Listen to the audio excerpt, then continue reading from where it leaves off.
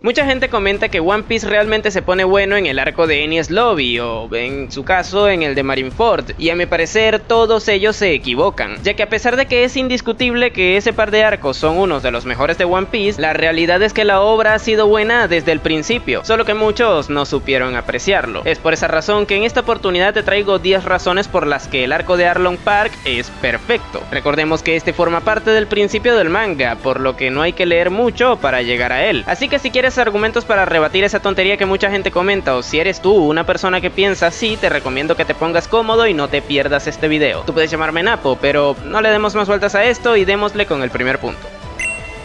Históricamente en los Shonen Neketsu, en español mangas de peleas, ha existido un formato bastante interesante en donde se dan a conocer las capacidades de lucha de todo el elenco protagónico. Que yo recuerde, la obra más antigua en donde lo he visto es en Saint Seiya, específicamente en la saga de las 12 casas, donde todos los protas se enfrentan uno contra el grupo antagónico. Pero en fin, Eiichiro Oda ha usado este formato en varios de sus arcos, siendo un ejemplo memorable el conjunto de enfrentamientos que hay en Enies Lobby. No obstante, a la gente se le olvida que el primer arco en donde esto se llevó a cabo fue en Arlong Park, donde los 4 miembros de la banda se enfrentaron a Arlong y a sus secuaces. Lógicamente el arco no es recordado específicamente por esto, puesto que hay muchas más cosas memorables aquí que veremos más adelante, y tampoco les voy a mentir, no es que esté alguna de las mejores peleas de la obra aquí, pero a mi parecer todas son bastante disfrutables, cosa que complementa perfectamente la trama de este arco, que no deja de formar parte de un manga de peleas.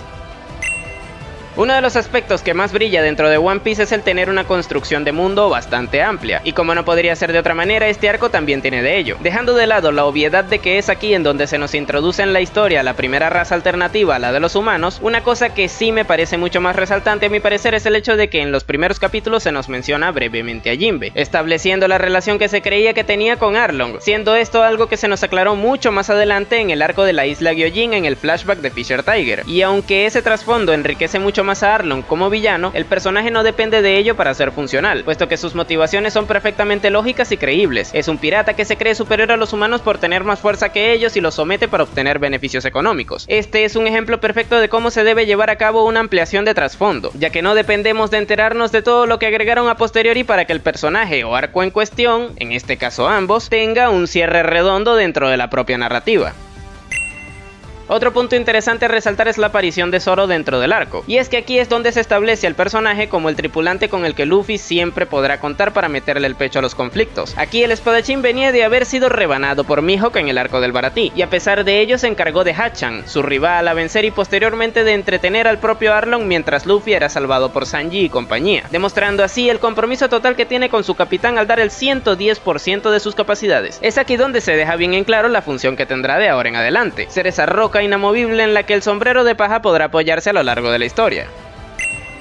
No obstante, si hablamos de Zoro, también debemos mencionar la actuación de Sanji. Con él sucede algo bastante similar. No tuvo una batalla impresionante, pero también se establece la base de la función más importante que nuestro cocinero tendría dentro del barco: resolver los problemas que se presenten. Cuando Luffy estaba bajo el agua, fue él quien se tanqueó al Gyojin Karateka mientras Nojiko y Gendo ayudaban a su capitán. No importa el problema que se presente, Sanji siempre buscará la forma de solucionarlo, ya sea infiltrándose dentro de un tren, protegiendo a sus nakamas de los ataques enemigos, o en este caso, teniendo que enfrentarse a un Gyojin debajo del agua. Y luego, cuando tuvo la oportunidad de enfrentarlo en tierra firme, demostró que estaba a la altura del tan respetado cazador de piratas al despachar al pescadito de un patadón.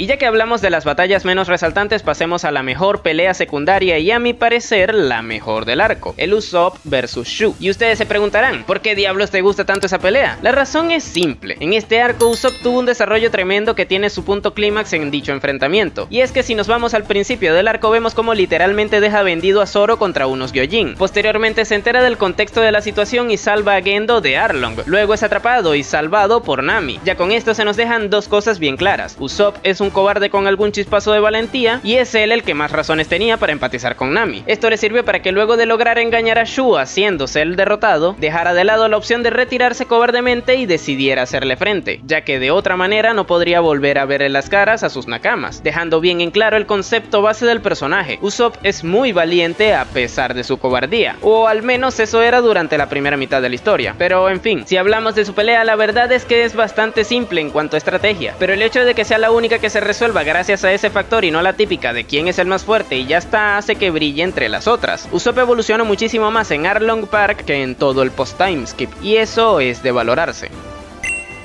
Una de las cosas más geniales que tiene One Piece son sus flashbacks. Muchos están cargados de emotividad, epicidad y, como no, de un protagonista genial. Lógicamente el de Nami es uno de ellos, siendo su madre, la cual de hecho es la mejor madre de One Piece, la que se robó el protagonismo. Y qué decir de Belemer, ¿por dónde empezar? Una mujer ruda y a la vez amorosa que sin depender de nadie se hizo cargo de dos niñas que, sin llevar su sangre, trató como hijas. Claramente no fue una madre perfecta, sin embargo era capaz de darse cuenta de ello y mejorar sobre la marcha. Cuando hablamos de Belemer hablamos de sacrificio, y no necesariamente debido a su final, del cual hablaremos ahorita, sino de también el sacrificio que hacía para llevarle a sus hijas un plato de comida a la mesa, aunque tuviera que mentir diciéndoles que no estaba pasando hambre. Pero ahora vamos a lo más importante. Tras la invasión de Arlong, todo el pueblo se vio obligado a pagar impuestos para evitar ser asesinados, y ella, debido a sus problemas económicos, no podía costear su vida y la de sus hijas a la vez. Ante esta situación hubiera sido muy fácil ocultarlas y que tuvieran que vivir una vida escondiéndose, pero ella jamás negaría el regalo más grande que le dio la vida, muriendo así con una sonrisa y dedicándole sus últimas palabras a sus tesoros. Los débiles no pueden elegir dónde morir. Esa fue una frase que se mencionó más adelante en la historia, y sin duda alguna Belemer lo confirma yendo de frente hacia su fatídico destino, el cual, debido a cómo se llevó a cabo, dejó a sus hijas con una gran herida en sus corazones. Y no es para menos, puesto que esta situación no tiene nada que envidiarle a otras situaciones parecidas vistas en los seinens. No obstante, sus enseñanzas y valores que les dejó estando vivas serían mucho más importantes para ellas en un futuro. Belemer crió a sus hijas para que fueran mujeres fuertes capaces de valerse por sí mismas, y eso lo demostraron con creces en este maravilloso arco.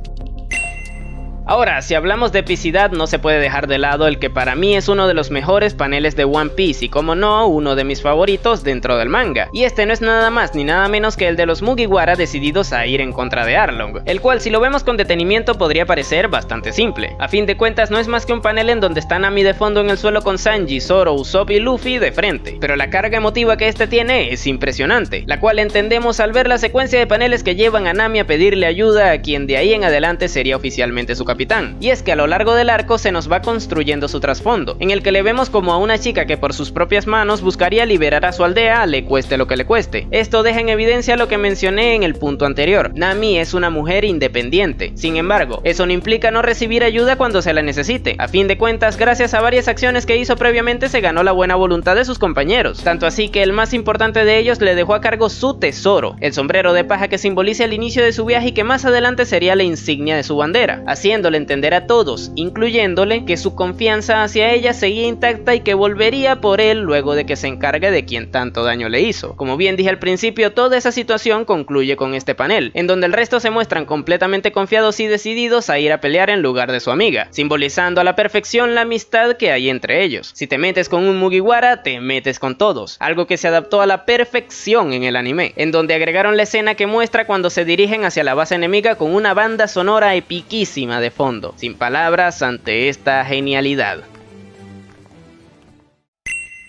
Una cosa que me encanta dentro de la historia es cuando de alguna u otra manera los habitantes de la isla en cuestión apoyan a los sombreros de paja para resolver sus problemas. Y es que sería sumamente sencillo el sentarse a esperar que todo se solucione mágicamente luego de que un random aparezca de forma espontánea. Sí, Wano, hablo de ti. Y sin demeritar lo que supone aguantar que te estén jodiendo la vida durante años, la triste realidad es que con solo limitarse a sobrevivir no se resuelve nada. A veces hay que ponerse manos a la obra y buscar el cambio, o en su defecto, apoyar con todo lo que se pueda a quien intente ser quien lo consiga. Este último es el caso de los habitantes de la isla Kokoyashi, quienes sí, se iban a enfrentar contra los Gyojin estúpidamente sabiendo que les iban a masacrar, pero al menos reflejaron la valentía de querer hacerse cargo de sus problemas, cosa que más adelante harían Gendo y Nojiko en representación de toda la villa, ayudando a Luffy a salir del agua. Parte de la derrota de los Gyojin se debe a que ambos personajes apoyaron a ese random que apareció para hacerle frente a su gran problema, y eso es innegable. En mi equipo siempre estarán los habitantes que sudan la camiseta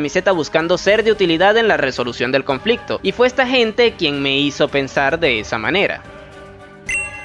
Por lo general los buenos arcos tienden a tener villanos mínimamente bien construidos, y este caso no es la excepción. Arlong es un villano que en su momento imponía bastante, así como también se ganó a pulso el odio de los espectadores, esto debido a que a través de la fuerza bruta somete a todos los habitantes del lugar, todo esto alineado con un tema racial que acompaña bastante bien dichas acciones. No obstante, por otro lado también está el factor que influye de forma más indirecta en él, y este está en la marina. Efectivamente, hablo de Nezumi. Este hacía caso omiso al hecho de que unos piratas tomaron esa isla, todo esto por los pagos que recibía por parte de Arlong, un conflicto creíble, interesante y sin tantas complicaciones.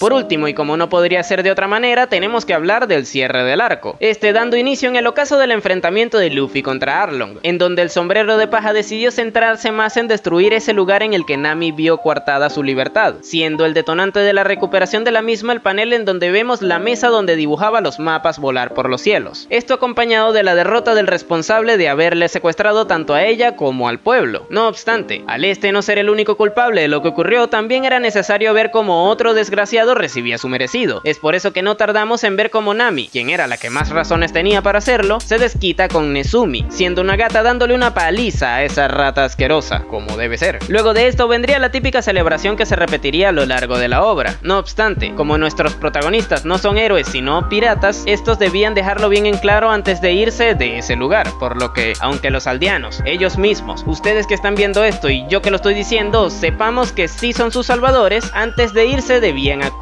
como piratas, por lo que Nami le roba todas las carteras a los habitantes como cobro por haberles ayudado. Y por último está ese pequeño flashback en donde vemos la razón por la que Gendo llevaba ese molinillo en su gorra, que tras mucho tiempo estando ahí pasa a colocarlo al lado de la tumba de Belemer, puesto que por fin Nami volvió a sonreír.